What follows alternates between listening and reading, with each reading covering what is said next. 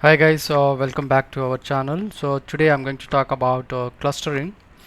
So clustering means grouping data points into different classes. So based on the similarity, you can group the data points into clusters.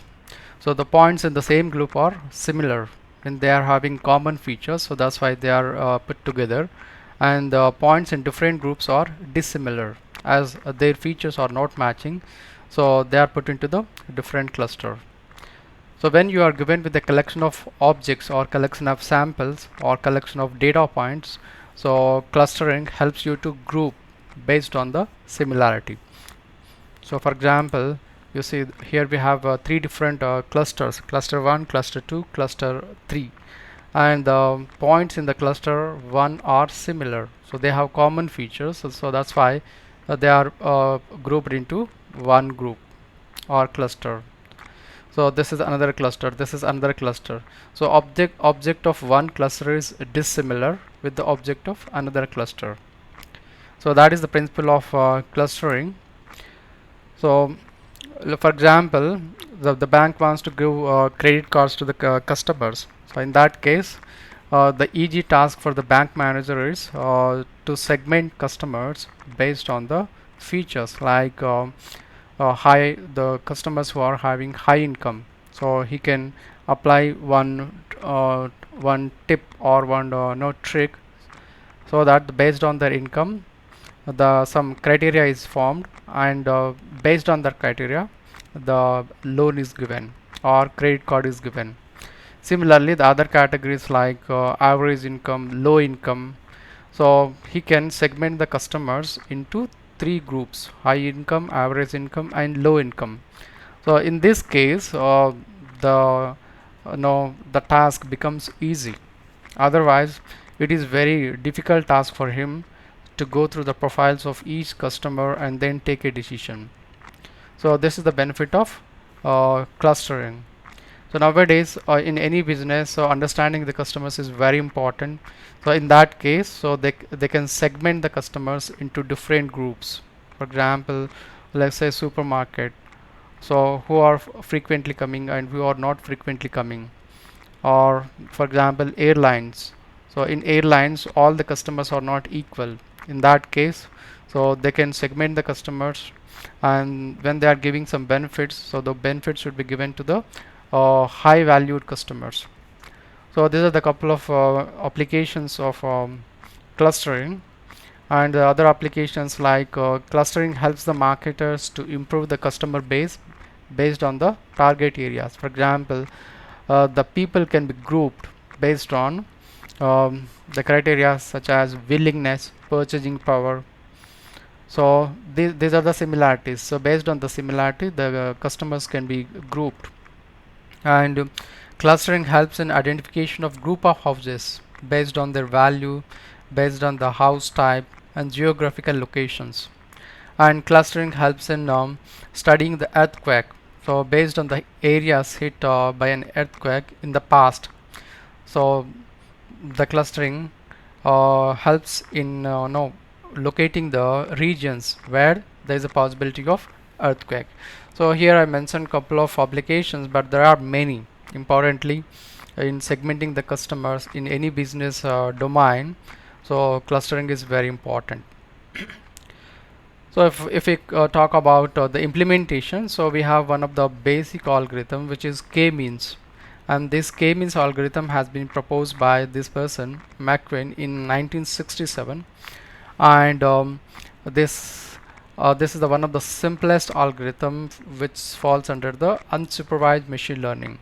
Unsupervised machine learning means, as I have explained in my previous videos, so the target variable is not available. In that case, you can group the samples, you can group the objects based on the similarity. So this is how the algorithm works. So here k is prerequisite, means k value is to be given. So first you need to decide the number of clusters, means number of groups are to be formed, and then select k random points from the given data set, and they are served as centroids. For example, in your data set, when you have data points like let's say you have you want to form three clusters. You want to form three clusters, and you have the data points in your data sets like this. So there are many data points, many rows. So from this you can randomly pick let's say three data points, three rows, and then form a cluster. So this is the cluster of first, second, third. Then pick up another object. Okay, pick up the another object, and based on the nearest nest, based on the nearest, you can put that sample into this one or this one or this one. Not only nearest nest, you need to know the similarity. Similarity means similar characteristics. So this is how the k-means algorithm works. So select k random points from the data points as centroid, and then assign all the points from the dataset to the nearest cluster centroid. And once the data points are assigned, again the centroid value will change. So you need to calculate the centroid of newly formed cluster. So this process has to be repeated until all the samples are assigned. Okay, all the data points are assigned to the clusters, determined cluster k. So this is an iterative process. Okay, this is an iterative process. So you need to keep on running until the centroid of newly formed clusters don't change, or the maximum number of iterations are reached. So let us see how to build a k-means model, k-means algorithm. So I'm going to take sample data set here. So importing matplotlib for data visualization in order to plot the graphs, and I'm also importing numpy to create a data to create an array, and also importing the algorithm k-means, which falls under the module scikit-learn.cluster. So the libraries are imported. Then I'm just taking a random data here, creating a array, 2D array, two-dimensional numpy array for these samples. So np.array, I'm specifying 10 points, x-axis and y-axis values. So point means which is having x-axis value and y-axis for value. So 10 points are there in the data in the numpy array x, and then printing x. So these are the 10 points, and checking the shape of this. So basically this is two-dimensional. There are 10 rows, 2 columns. So this is a 2D array, and we can use scatter plot and then plot the values and see how the no points are plotted on the graph. So the syntax is plt dot scatter plot. All rows, the first value means x-axis, then second value 0, 1, and this is a scatter plot. Now if you look at with your naked eyes, so how many clusters are to be formed? So here no, simply just to look with our eyes, so we can form 2 or 3 clusters. For example, these clusters are closest, so this is the one of the cluster, and then you can have one more cluster with these, so these points. So there are 2 cluster, or else what we can do is we can also create 3 clusters. Okay, we can also create 3 clusters. So these are put into one cluster, and then these the middle points, so they are put into one cluster, and then the top 4 points are into the another cluster. So we can have 3 clusters. So let us build a model for this. So k value has to be given.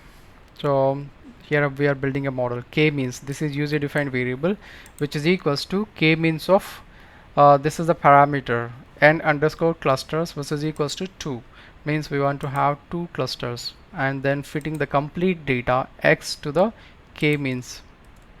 Then the model is built, and we are printing the cluster centroid values. So k means dot cluster underscore centers underscore. So this is the predefined property. So there are 2 clusters, and you know, this is the centroid value of the first cluster, this is the centroid point of the second cluster. And we can also see the labels. So there are 2 clusters, so the index stands from 0.